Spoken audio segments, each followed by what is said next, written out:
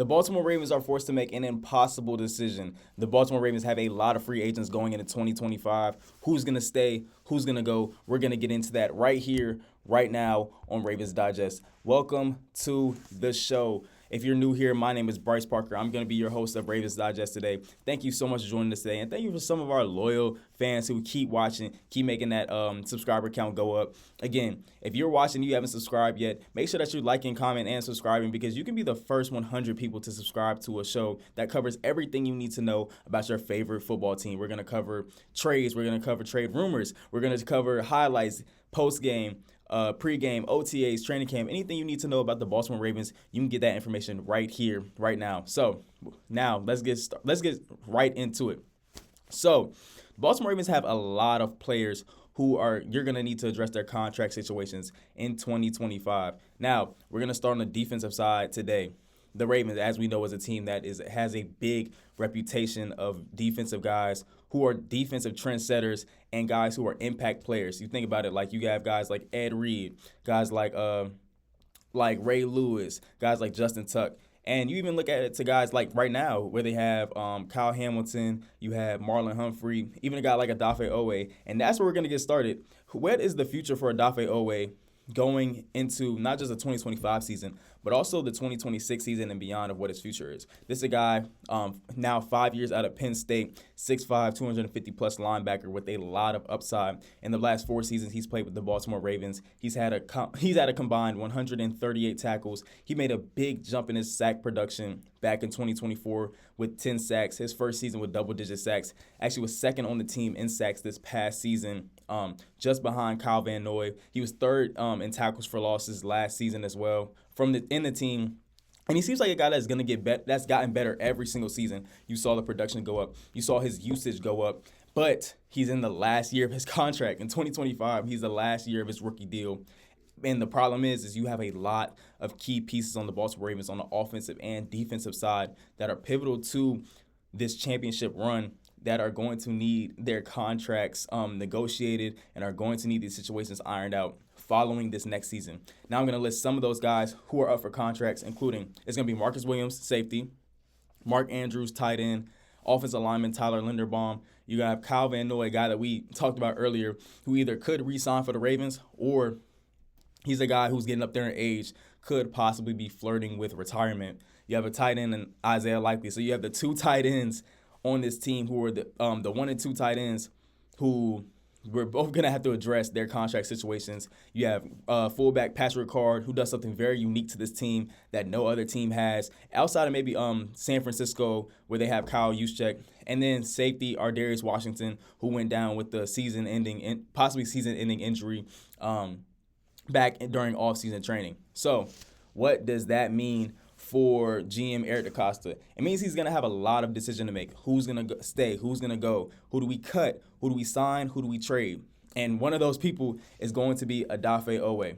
Now, this is a guy who, in a down year in the beginning of the season, as we talked about, was a guy who helped turn this effort around. He was where we didn't have a lot of pass rush. Oweh was a guy that we could depend on. He was a guy who was getting in the mix, who was putting a lot of pressure on these quarterbacks. And that's something that we're going to need for the future. And again, he's a young guy. He's a guy who has a lot of production upside. But the question is going to be, what is going to happen? If he's going to move on, what is his trade value? Are you going to be able to get free agents for him? Are you going to be able to get draft capital? But also to possibly supplement what's going to happen, not just with him, but also with the future of Kyle Van Noy. Again, like I said, Kyle Van Noy, it's possible he's getting up there in age that he could retire. Are you going to let Kyle Van Noy walk as well as Odafe Oweh? And how are you going to replicate that production when it comes to pass rush, especially late in the season where you are going to face the Patrick Mahomes, the Josh Allens in the AFC, even the Joe Burrows within your own division? How are you going to get to the quarterback, and how are you going to get the quarterback on the ground in key pivotal moments? So what do I think is going to happen? I see if Oweh has a drop, I believe that they release him. I believe if he maybe regresses to where he was in 2023, 2022, I believe that he does end up getting released. Why do I think he gets released? Because I just think that you can take a chance on maybe another guy who has similar production as a free agent, or you could take a swing at one of these pass rushers that falls in the draft. You're always going to find value in guys that are going to fall. I believe the Ravens are going to do that if Oweh's production does drop going into this 2025 season. Now, what could be interesting is I do think that this is the only situation where the Ravens actually are going to get a chance to trade Oweh. Again, he's a big physical guy. He has a lot of upside, and he is young. He might need some more time to develop. I think the other teams, especially in the mid-season, might need pass rush help, especially if a guy goes down or, it's a good team that's a contender who – like this is their only window this year, they might need that extra pass rush help or especially depth going into this 2025 season. So the Ravens could get something in exchange back, maybe another pass rusher. Maybe let's say they need help on offensive depth if somebody goes down. I believe that that's a situation where you could see Oweh getting traded. Now, if he repeats his 2024 season, I do believe that the Ravens go ahead and shore up their status with Oweh, and I do believe that he does get re-signed. Good pass rushers, they don't always come around. So if you have a guy in the building who can have double-digit sack seasons and stack them back to back to back and can be consistent guys, I do think you hold on to it rather than taking the chance of seeing what happens out there, testing the market. I believe you're going to play it safe. Eric DeCosta is a guy who, when he does need to re-sign those players, he does get the job done. So I do believe if he does have another double-digit sack season and maybe even pushes his total sacks this year possibly past 60, not sacks, tackles past 60, I do believe this is a guy that ends up staying a Raven and does get an extended contract. Now, I don't think it's going to be anything record-breaking. I don't think he becomes the highest paid hybrid linebacker, defensive end, pass rusher type, but I do believe that Oweh will get his big payday if he does have another season of double-digit sacks. Now, what could get interesting is if Oweh ups his production, I believe the Ravens are going to try to sign him. But the question becomes, is he going to be too pricey? Again, there's going to be a lot of other players that need to be signed on this team, especially on the defensive end with Marcus Williams. You're going to want to play him. And also, I believe personally that likely is going to get a big payday. And I believe that he is going to be the tight end of the future for the Baltimore Ravens. So it's going to come down to how much money is Oweh worth.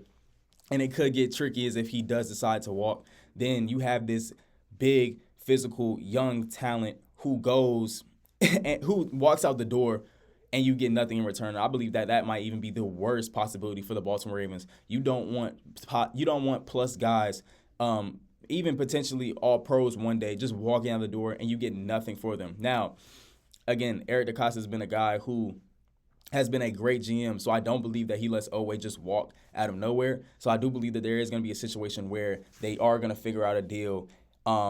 And I do believe that there's going to get signed rather than Oweh testing free agency and then somebody giving him a big payday and then he ends up becoming the guy in another city on another franchise. And then the Ravens just get nothing for him. Now, what do I think is actually going to happen? I think that he actually is going to have a consistent season of what he had in 2024. I do believe he has the potential to repeat that double-digit sack season. I think he might be around 50 to 60 tackles, maybe even push to 70 or 80 tackles possibly, depending on how the defense gets funneled to him. But I do believe that this is a guy who I believe he's going to realize his potential in Baltimore this season and have another season where he's going to be a difference maker on this defense. Now, what I do think is going to happen with the contract situation with the front office, he's going to have to wait for at least two guys. He's going to have to wait for Hamilton. He's going to have to wait for Marcus Williams to see what happens, whether they sign Williams, whether they see if Malachi Starks is going to be a guy who can step in and play that role. And then they can maybe move on from Williams because they think they might get similar production from a younger guy who's on a rookie deal. But also, again, I do think that he might also have to wait on what's going to happen with Isaiah Likely's contract, who, again, I believe is going to have a big payday. But we can get back to that specifically on another video. Now, I do think Oweh gets paid. He's going to have to wait for at least 2 to 3 guys. I think Hamilton's deal gets done possibly in the middle of the season somewhere. I don't think that there's a possibility that Hamilton stretches it out all the way into this 2026 offseason. But now, so like I said, I think that can move up when Oweh gets paid in the order of things. But again, 2 guys he's going to have to wait on, maybe even 3. But I do think Oweh is going to get his payday. Again, not like the big guys. He's not going to get a Myles Garrett contract, or he's not going to get a TJ Watt potential contract. But I do think Oweh gets a big payday. Now, what do you all think is going to happen? Do you think Oweh gets paid? Do you think he deserves to get paid? What do you think he's going to get paid? And also, if we're going to trade him, what is the trade value that you think is going to get back? And then also, tell us in the comments, who do you think is on the chopping block next that we can cover in our next video? So thank you again so much for joining us. Again, my name is Bryce Parker. You stay with Ravens Digest. And as always, go Flock.